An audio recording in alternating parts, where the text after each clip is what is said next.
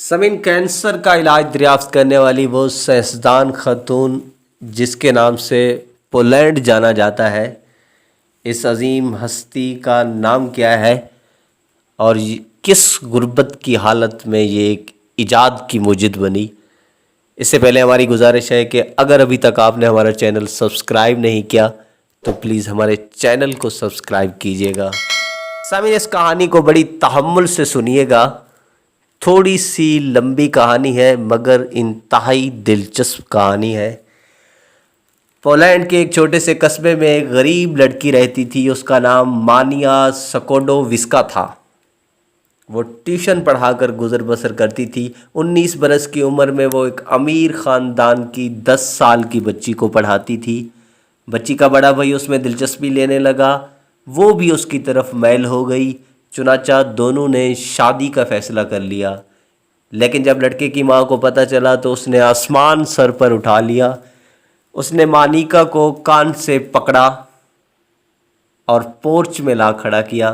اس نے آواز دے کر سارے نوکر جمع کیے اور چلا کر کہا، دیکھو یہ لڑکی جس کے پاس پہننے کے لیے صرف ایک فراق ہے، جس کے جوتوں کے تلوں میں سوراخ ہیں اور جسے 24 گھنٹوں میں صرف ایک بار اچھا کھانا نصیب ہوتا ہے، اور وہ بھی ہمارے گھر میں۔ یہ لڑکی میرے بیٹے کی بیوی بننا چاہتی ہے، یہ میری بہو کہلانے کی خواہش پال رہی ہے۔ تمام نوکروں نے کہکا لگایا اور خاتون دروازہ بند کر کے اندر چلی گئیں۔ سمن مانیا کو یوں محسوس ہوا جیسے کسی نے اس کے اوپر تیزاب کی بالٹی الٹ دی ہو۔ وہ توہین کی شدید احساس میں گرفتار ہو گئی اور اس نے اسی پورچ میں کھڑے کھڑے فیصلہ کیا کہ وہ زندگی میں اتنی عزت، اتنی شہرت کمائے گی کہ پورا پولینڈ اس کے نام سے پہچانا جائے گا۔ سامعین، یہ 1891 کا دور تھا۔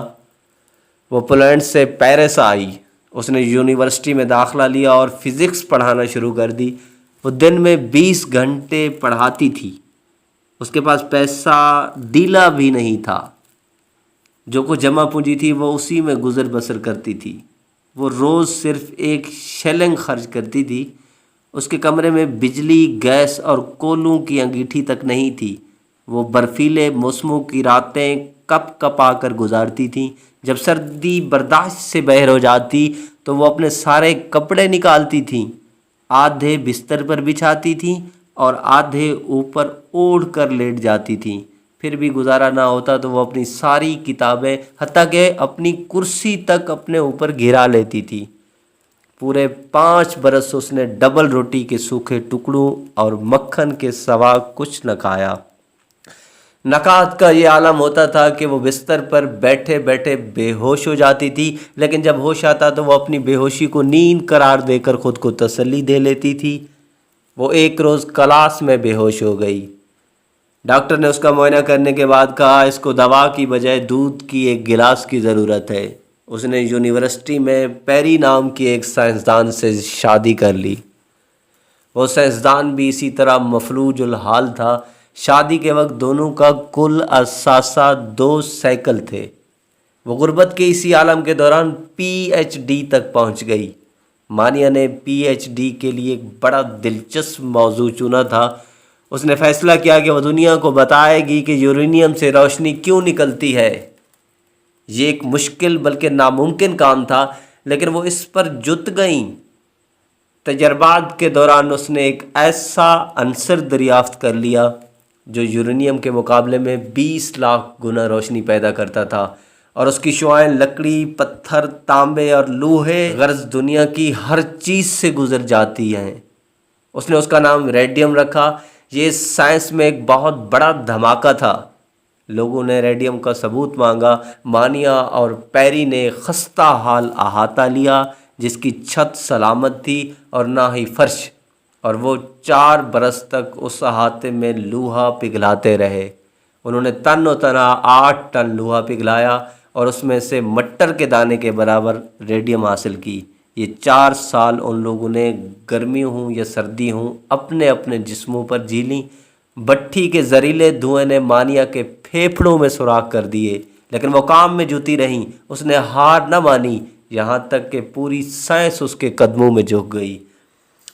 सामीन, ये रेडियम कैंसर के लाखों करोड़ों मरीजों के लिए ज़िंदगी का पैगाम लेकर आई। हम आज जिसे शुआओं का इलाज कहते हैं, ये मानिया ही की इजाद थी। अगर वो लड़की 4 साल तक लोहा ना पिघलाती तो आज कैंसर के तमाम मरीज़ मर जाते। ये लड़की दुनिया की वहद साइंसदान थी जिसे ज़िंदगी में 2 बार नोबेल प्राइज़ मिला, जिसकी ज़िंदगी में 30 फिल्में और सैकड़ों किताबें लिखी गईं, और जिसकी वजह से आज साइंस के तालिब इल्म पोलैंड का नाम आने पर सर से टोपी उतार देते हैं। जब दुनिया ने मादाम क्यूरी को इस इजाद के बदले अरबों डॉलर की पेशकश की तो उसने पता है क्या कहा था? उसने कहा, मैं ये दरियाफ्त सिर्फ उस कंपनी को दूंगी जो पोलैंड की एक बूढ़ी औरत का मुफ्त इलाज करेगी। जी हाँ, वो अमीर पोलिश औरत जिसने कभी क्यूरी को कान से पकड़कर घर से बाहर निकाल दिया था, वो इस वक्त कैंसर के मर्ज में मुब्तला हो चुकी थी और वो इस वक्त बिस्तरे मर्ग पर पड़ी थी। सामीन, इस वीडियो के बारे में एक कमेंट ज़रूर दीजिएगा। मिलते हैं एक ब्रेक के बाद, हमारे साथ रहिएगा।